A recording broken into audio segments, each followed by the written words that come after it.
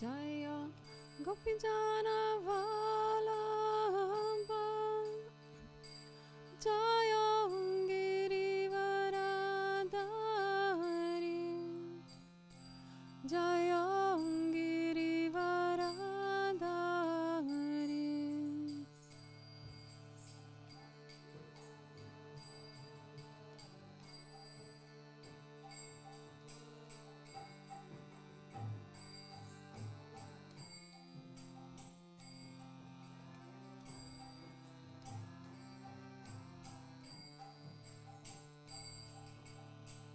Yashodanandana Brajajanaranjana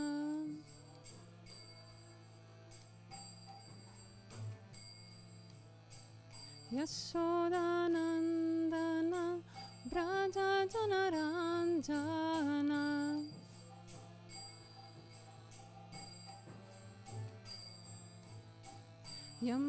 Yamunatira Vanachari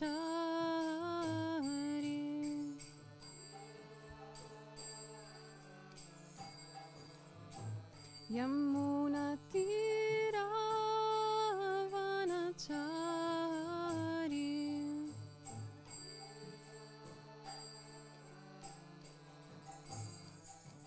Jaya Radha Madhava Jaya Kunja Bihari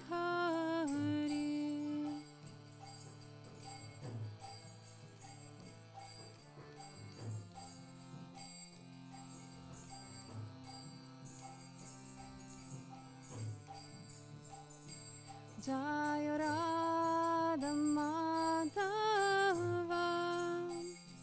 Jaya Kunja Bihari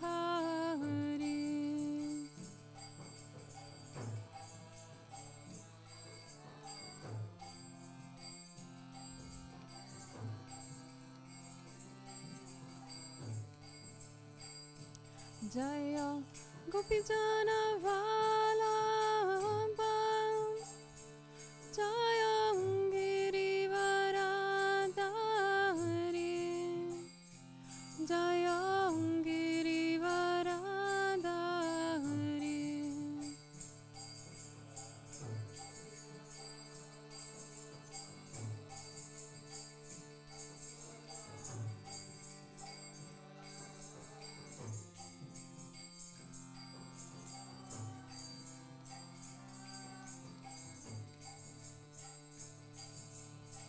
Yashodanandana Brajajanaranjana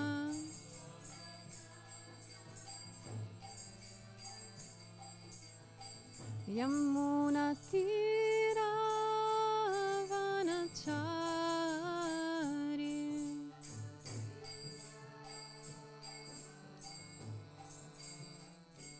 Jaya Radha Madhava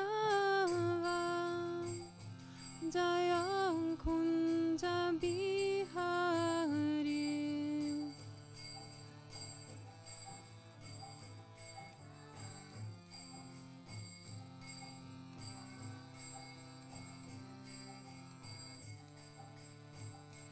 Hare Krishna Hare Krishna Krishna Krishna Hare Hare Hare Rama Hare Rama Rama Rama Hare Hare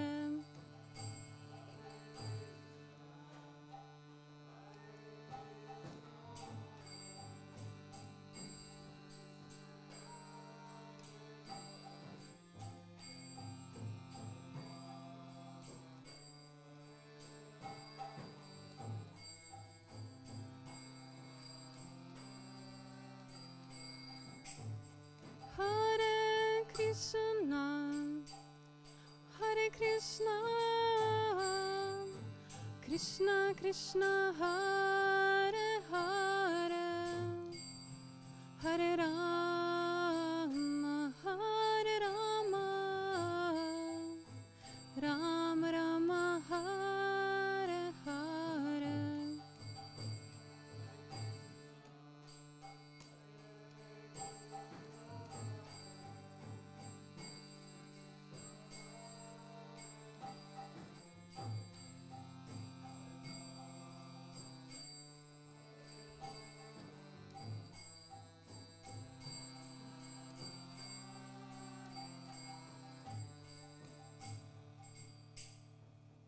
Shri Radha Madhava ki jai.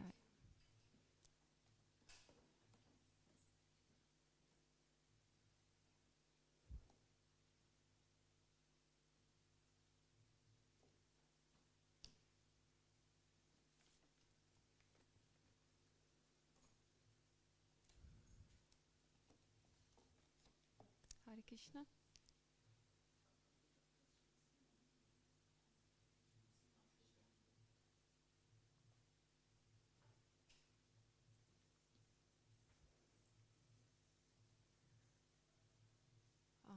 So I would first of all like to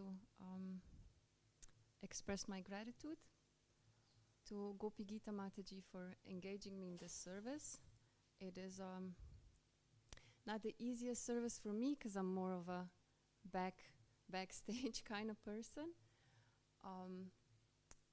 But it gives a little balance to my other services, which mainly include my hands and my legs and my spine and my voice sometimes. So it's a good training for the mind and intelligence to prepare for the class and then to sit here, give it, and hopefully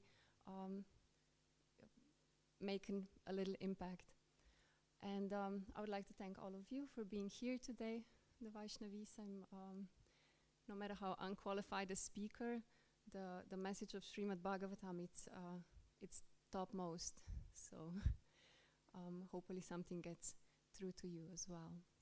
So the thing is, because the storm came, we were without internet.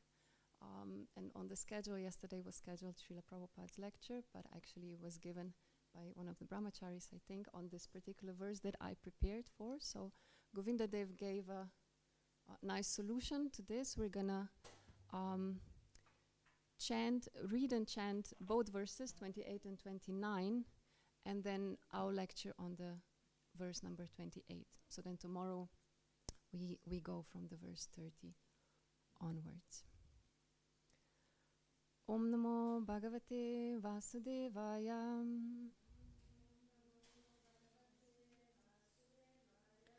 Om Namo Bhagavate Vasudevaya.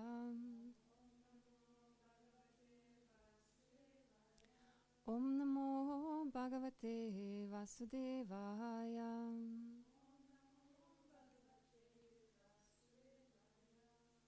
So we're reading from Srimad Bhagavatam, Canto 3, chapter 26, verse number 28 and number 29.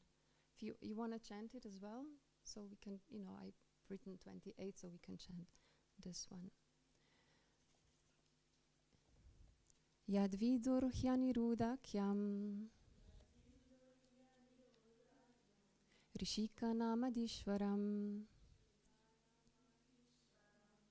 Sharadindi Varashyamam Samradhyam Yogi Bhishanai Yadvidur Hyanirudakyam Rishika Namadishwaram Sharadindi Varashyamam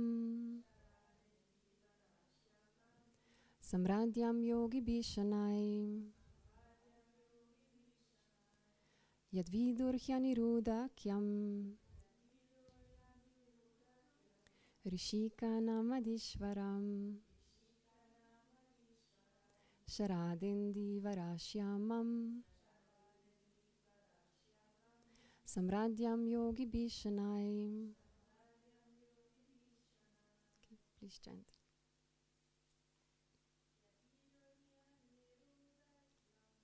Yadvidur Hyanirudakyam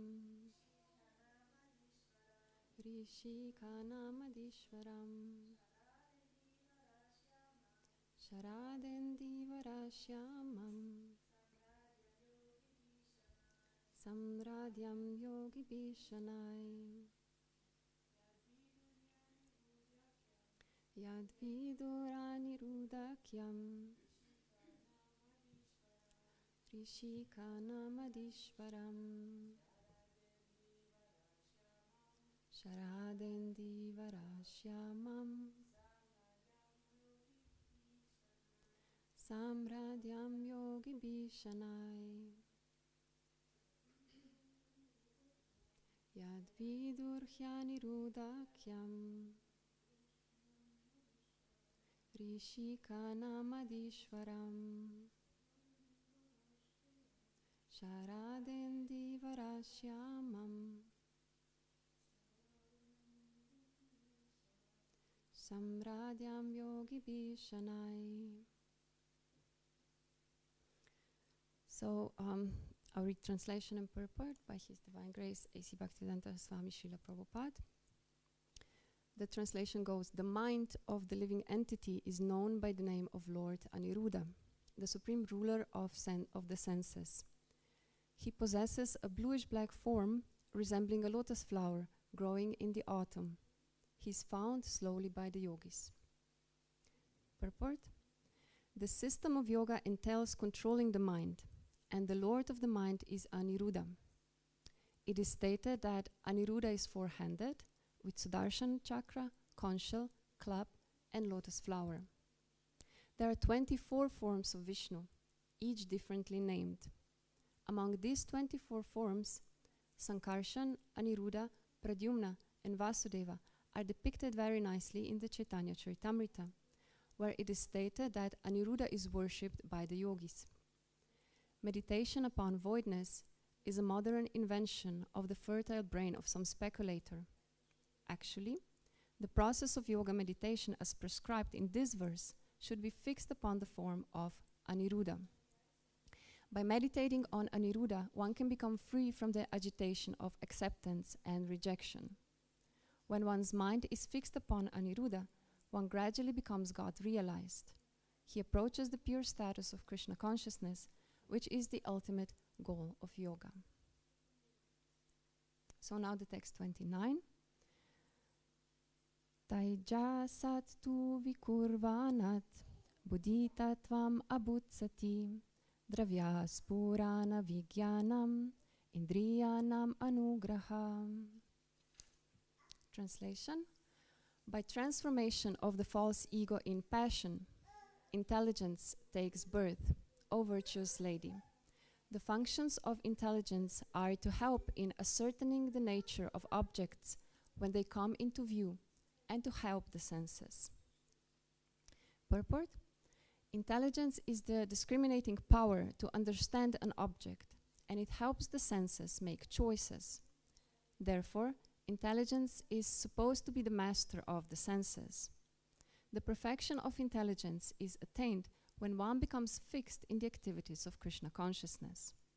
By the proper use of intelligence, one's consciousness is expanded, and the ultimate expansion of consciousness is Krishna consciousness. Om Ajnana-timirandasya Gnanjana Shalakayam Chakshurun Militam Yena Tasmai Shri Guruve Namaha.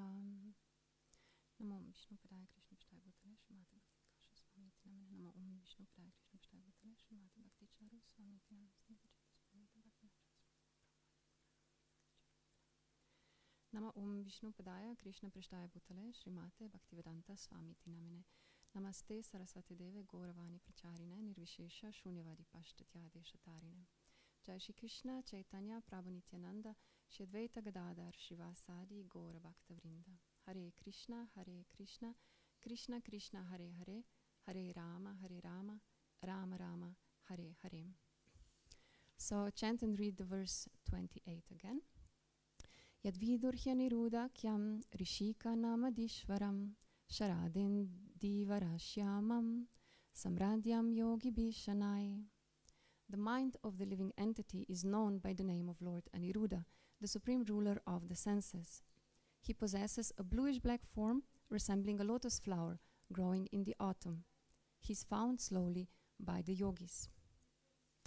Now, Kapila Dev spoke about the transformation of the false ego in the mode of goodness, that being the mind, and he spoke about it in the verse 27, as now is also speaking about it in the verse 28. And this is going to be a main theme of my presentation today. So to start off, I have a question for you. Does anybody feel in total peace and at ease with their mind?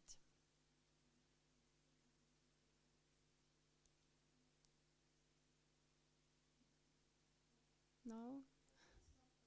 It's not possible?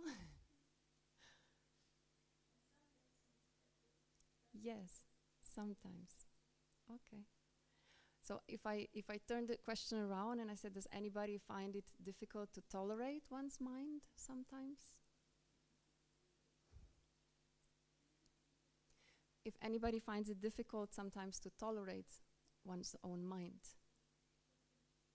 Yeah, me too. Not an easy cookie, this material element of mind. So there are three functions of the mind. The Vedas say. Can we try to name the three of them? What does the mind do? There are three things that the mind does.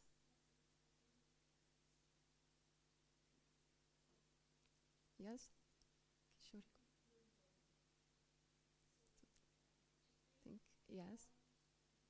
To think, to feel, and to want. That's what the mind does. It does the thinking, it does the feeling, it does the willing, the wanting.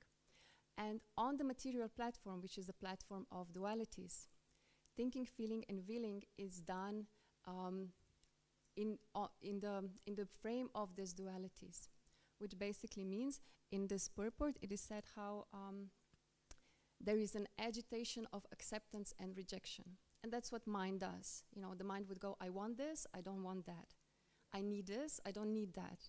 I really have to have this, I rather should not. You know, and the mind does this constantly, accepts and rejects. Now the spiritual platform would be to transcend this, which basically means that the feeling, the willing, and the feeling, the desiring, and the thinking, that it's done for Krishna. In Krishna's service, that is done about Krishna and for Krishna. And then all of these dualities, they're transcended. That's what they mean, you know, being on the spiritual platform. Now, in Bhakti Rasamrita Sindhu, there is a verse, 1.1.12. The same verse can be found also in Chaitanya Charitamrita in Madhya Lila 19.170. And this verse is actually a definition of bhakti, and it speaks about the sense control and the mind control.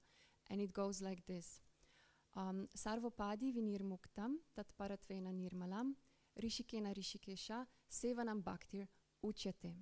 And it translates to that the bhakti actually means to engage all of our senses, including the mind, in the service of the master of the senses, which is the Supreme Personality of Godhead. Now, and this actually has two side effects.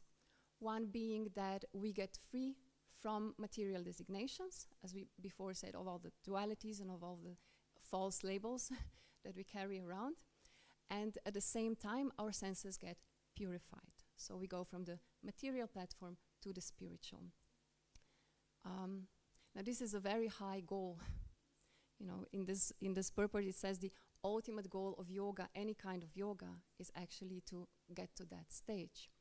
And at least for me at this moment, not very practical to think in these terms, but I better try to understand how the mind works and how can I utilize it in my service to Krishna. So I want to give this anecdote.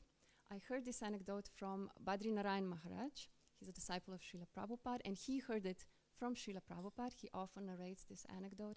Both Srila Prabhupada and Badrinarayan Maharaj, they use the example of kachoris with green coconut chutney. I'm going to use the example of ice cream because it's more relatable to me, and hopefully it will be relatable to you too. Now, for us devotees, it is often a bit of a challenge just to go to the store and buy ice cream.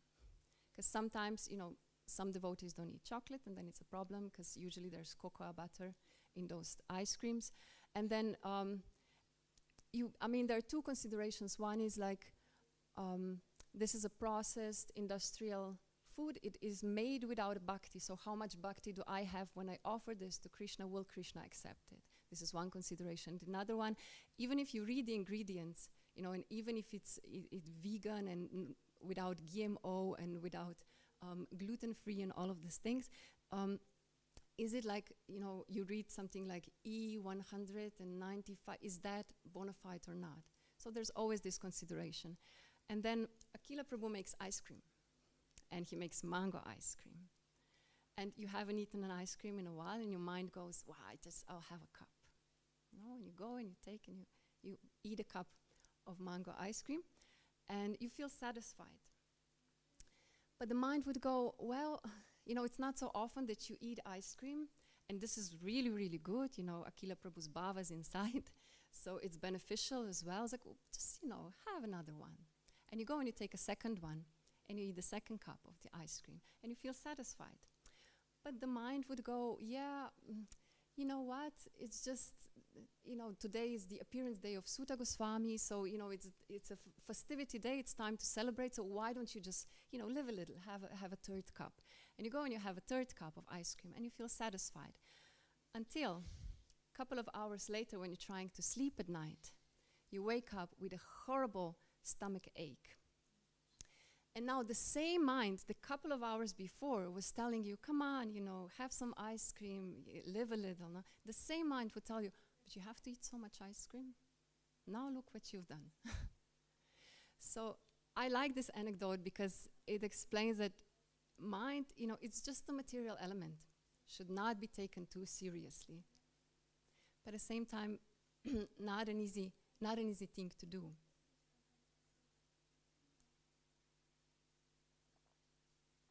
Because even if you take great personalities from our scriptures, like one of my favorite scriptures is Ramayana, and I'll just give two examples from there. Like Bharat Prabhu, when he was asked to come back to Ayodhya, and he came back, and he was told that his father, King Dasharath, left his body, and now he has to perform the funeral rites for his body. He was so overwhelmed by grief that he fainted. And that's Bharat, that's, brother of Lord Ramachandra. And then Vasishta Muni had to be there just to walk him through, the whole procedure. Now, compose yourself, maintain yourself, Bharat, you have to do this, you have to do that, this is, the proper way to do things.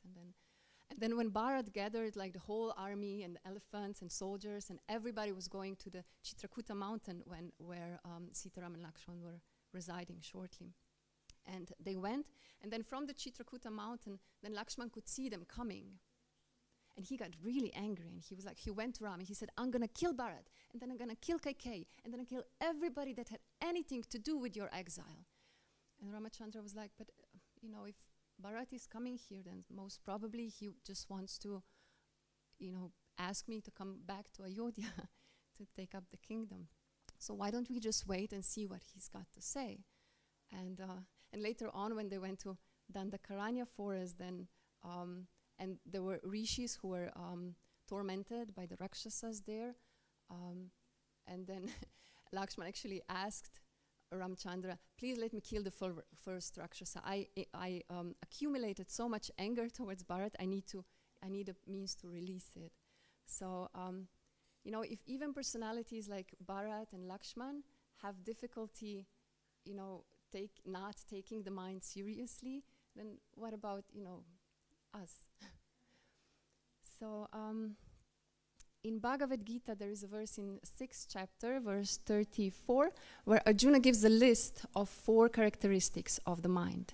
He says that the mind is restless, always looking for something. And then that the mind is turbulent. Like we said, the mind would always go, this person is my friend, this person is my enemy, this flower is beautiful, this weed is ugly, this food is tasty, this food is yuck, always doing this. That the mind is very strong, that's the 3rd characteristic of the mind. And we can see that, we have actually hospitals, institutions for the people that have difficulty because their mind is stronger than their sense of the self. So this is how strong the mind can be. And the fourth characteristic, so we had restless, turbulent, third, strong, and the fourth being that it's obstinate. Now, one of my favorite pastimes for the from the Srimad Bhagavatam that explains the obstinacy of the mind is the pastime I often narrate to my little daughter. It is in the 4th canto of Srimad Bhagavatam, and it speaks about the king, whose name is Uttanapad. He was one of the sons of the progenitor Swayambhuva Manu and his wife Shatarupa. And Uttanapad, he had 2 wives. One wife was named Suniti, and the other one was named Suruchi. Now, they both had one son. Suniti's wife's son was Dhruva, and Suruchi's son was named Uttama. So the king Uttanapad actually had a favorite wife, like King Dasharat, and which put him in an uncomfortable position, like King Dasharat. And so Suruchi was his favorite wife, and one day her son Uttama was sitting on the lap of his father, and the father was patting the son, and and Dhruva was there, and he also wanted to climb on his father's lap. So he tried to, but because Suruchi was there present, and because the king didn't want to disturb his favorite wife, he didn't pick him up. And then Suruchi started talking. And she said, "You know what, Dhruva, you're not qualified to sit on your father's lap. You were not born from the womb of the right woman, to sit on the king's throne. Now, if you want to, qualify, go to the forest, meditate on the Supreme Personality of Godhead, like your great-grandfather Brahma did. And, Brahma, then he got the Lord's mercy, and he was able to create this whole universe. So if you do that, then, maybe, he'll give you mercy as well, and next life you can be born from my womb. And then you qualify to sit on your father's lap." Now, imagine saying this to a 5-year-old. So Dhruva Maharaj just started crying. He went to his mother, and when his mother heard what had happened from the residents of the palace, she started crying as well. And then she thought for a little bit, Jai Shri Lakshmi, Pralad Lakshmi Narasimhadev ki Jai. And then she told him, "You know what? My co-wife is right. Suruchi is right. You were born from the womb of an unfortunate woman. Unfortunate because my husband does not love me. And he doesn't even consider me his maidservant, what to speak of his wife. And, you should do what she said. You should go to the forest and you should meditate on the Lord. And, if you want justice, just, meditate on the Lord. And when he gives you his darshan, then you ask him, to reconcile the situation." So Dhruva Maharaj went to the forest. And it was a bit, bewildering. He was there, he didn't know where to go, what to do, how to meditate. So the Lord actually sent Narada Muni there to initiate him. But Narada Muni, because he played the role of a spiritual master, he actually first had to test his sincerity and his determination. So he went there to Dhruva Maharaj and said, "Dhruva, what are you doing? Here in the fort, you're just a child. What does honor and dishonor mean to you? You should be playing. You go back to your father's kingdom and play." And he said, and even like if you don't want, the process of rising above this material tribulation, of this distress or the happiness, is just you tolerate it. You try to be satisfied no matter what. It's your karma that happened what happened. And Dhruva Maharaj said, "Yeah, I agree with whatever you said, but this is the process for the Brahmanas. Now, I'm a Kshatriya, and I want a kingdom that's bigger than the kingdom of my fathers. I want a kingdom that's bigger than the kingdom of my grandfathers. And I want a kingdom that's even bigger than the kingdom of my great-grandfathers, Lord Brahma." So he actually wanted a kingdom that's bigger than our universe. So then when Narada Muni saw his sincerity and determination, he said, okay. So he told him, you go to the Madhavan forest on the bank of the river Yamuna, bathe in the river 3 times a day and meditate there. He explained the form of the Lord he's supposed to meditate on. He said bluish blackish complexion, 4 arms, 1 arm with a spinning disc, and the other arm with the conch shell, the 3rd one with the lotus flower, and the 4th one with the club. And he also explained to him how to do Ashtanga yoga, and then he explained to him how to do deity worship. All of these things, and Dhruva Maharaj went to Madhavan forest and performed austerities there. So 1st month, he only ate every 3 days. And every 3 days, he would eat a little bit of berries and fruits. 2nd month, he ate every 6 days. And every 6 days, he would eat a little bit of dry leaves and dry grass. So then the 3rd month, every 9 days, he would take a sip of water. And the 4th month, he started practicing pranayam. So every 12 days, he would take a breath. And then the 5th month, he performed pranayam to he mastered it. And he stopped breathing at all. He just meditated, stood on one leg, meditated on the Lord. And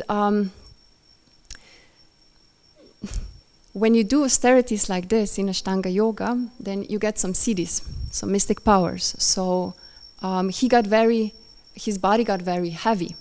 So heavy, they said that his toe would sink the half of the earth. And because he closed from stopping to breathe, he closed all of the holes in his body, then the whole universe started choking.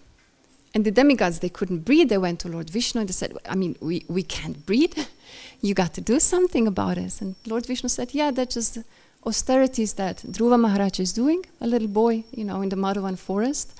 And I'll go to him. So he, climbed his Garuda carrier and he went to see Dhruva Maharaj. He came before him and Dhruva Maharaj's meditation broke. He opened his eyes and he saw the same form of the Lord he was meditating on before himself.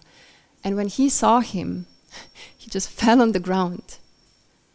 Started crying. He wanted to offer some prayers, but he was 5 years old. He didn't know how to do it, and it was so bewildering. And then the Lord asked him, you wanted something. That's why you did all of these austerities. Now, what it is that you want? And Dhruva Maharaj, no, forget about it. Forget about it. I see you now. I just want to serve you life after life after life. And I had a moment like this, like similar, not the proportions, in my microcosmos. When I just met my husband, I think we knew each other like 1 week. And before I was a wife and a mother, I used to be very adventurous. I used to travel a lot. So the idea one day me and my friend were like, let's go to Singhachalam. Let's go for 1 weekend. We do some service there. Let's go to see Lord Nrsimhadev. And so, because I knew my husband before, he was a pujari in Simhachalam when he was a brahmachari. Then I asked him, you want to come? And he said, yeah. So the 3 of us went, we came here to Simhachalam. And I came here with a list. I had a very long and a very thorough and a very detailed list of all of the qualities I want in my future husband. All of my heart's desire, what I want, it was on that list. And I had a plan, I waited till the temple room was empty, till there was nobody here, till Pujari weren't here, nobody. So I went to Lord Nrsimhadev and I came with that list. And when I stepped in front of the Lord and I looked at him for a while, I said, you know what? Forget about the list. I said, if you think that I can serve your devotee nicely, then you make me dance. And the Lord, he did reciprocate, obviously. But it was, that list doesn't exist anymore. If somebody asks me, I erased it from the computer and emptied the trash bin on my desktop. I don't have a hard copy of it or anything. But if you ask me, whatever was on that list, my husband's got it. So in this verse from Bhagavad Gita that I mentioned, the 4 characteristics of the mind, there's another thing that Arjuna says. And he says that controlling the mind, that it's easier actually to control the wind than it is to control the mind. And control the wind, I mean, yes, Vayu, but who else? You know. But then I was thinking, there are some engagements, some occupations in the material world where people don't really control the wind, but they study it very carefully. And they use the wind into their advantage. If you think of the sailors, they need to know the wind in order to sail. If you think of the pilots, they wouldn't even go up if there's turbulence, if the wind is too strong, they wouldn't fly. If you think of base jumpers, if they didn't, study the wind, I mean, many of them, do and still, lose their bodies. So the same thing we can, consider how to actually, study the mind and try to engage it in our service, to, see how it works and try to find a way to engage it in the service of the Lord of all of the senses, Lord Aniruddha. Now here in this text that we were reading today, there is a description of Lord Aniruddha, who is the master of all the senses and of the mind. And it says that the Lord has a bluish, blackish complexion. Usually it is said like a monsoon cloud, but here it says that it's like a lotus flower growing in the autumn. Now, what complexion does Lord Narasimhadev have? What color?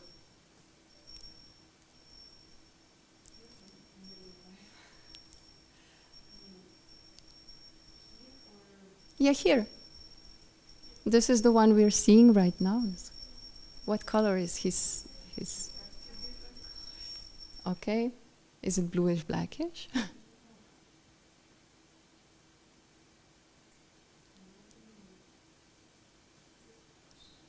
So Chitra Mataji, what is his bluish, blackish? Yeah. I mean, clothes, something else, but I meant his skin. Yeah, it's dark. So, and then it says that Lord Aniruddha, the Lord that is supposed to be meditated on by yogis, he has 4 hands. How many hands does Lord Narasimhadev have? 4. He's also Chaturbhuj. And then it says that the Lord Aniruddha, he carries, in one hand he carries a spinning disc, in the other one a conch shell, in the third one a lotus flower, and in the fourth one a club. Now, what is Lord Narasimhadev carrying in his 4 hands? So you see there, his right, our left, there is a Sudarshan chakra. And our right, there is a conch shell, you see? And then his left down, there is a lotus flower in his palm, and he's giving blessings with his palm. And then on the side beside him, there is a club. So for us, the first thing we said, there are 3 functions of the mind: thinking, feeling, and willing. And in order to come to the feeling and willing part on the transcendental, on the spiritual platform, thinking is the preliminary one. So we are blessed here. We can come in front of the Lord and, embrace his beautiful form. And during the day, while we do our services, while we're occupied, just try to meditate upon him, think about him. And this is the preliminary step in controlling the mind. So I'll stop here. I hope it was of some use. And I'm opening a discussion if somebody wants to share something or to add something to whatever I was saying. Please do.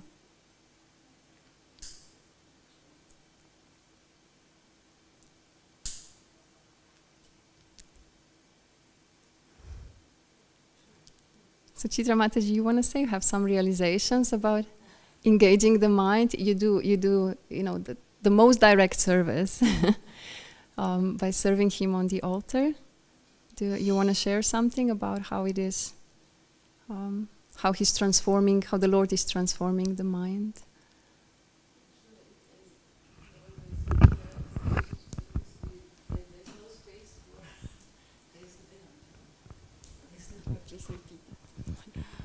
If we are occupied in service all day or long part of the day, then there is no space for many other thoughts or wishes or so.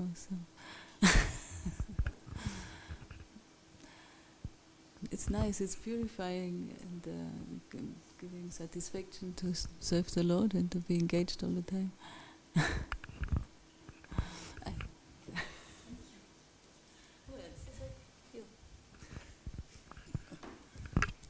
I realize this starts in every morning, because if we get up and have like a strong morning routine, like in temple, it's like more easy because here you have your schedule you can follow, but also outside, and you get up, go to the bathroom, have your routine there, and then you start with meditation, some yoga or whatever, like spiritual practice you're like following also outside.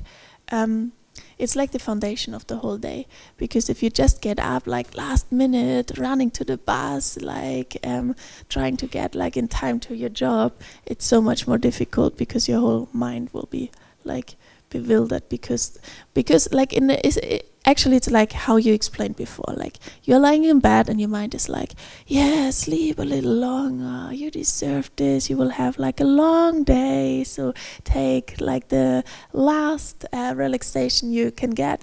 And then later you're in such a rush, you're like, why did you sleep so long? It was your own decision, so tomorrow you can start again. So yeah. It's like, and actually I always read like starting the day is all about the preparation on the day before, because if you don't get early to bed and you don't prepare the things maybe you need the next day, you also have no chance to have like a strong like morning routine. Yo.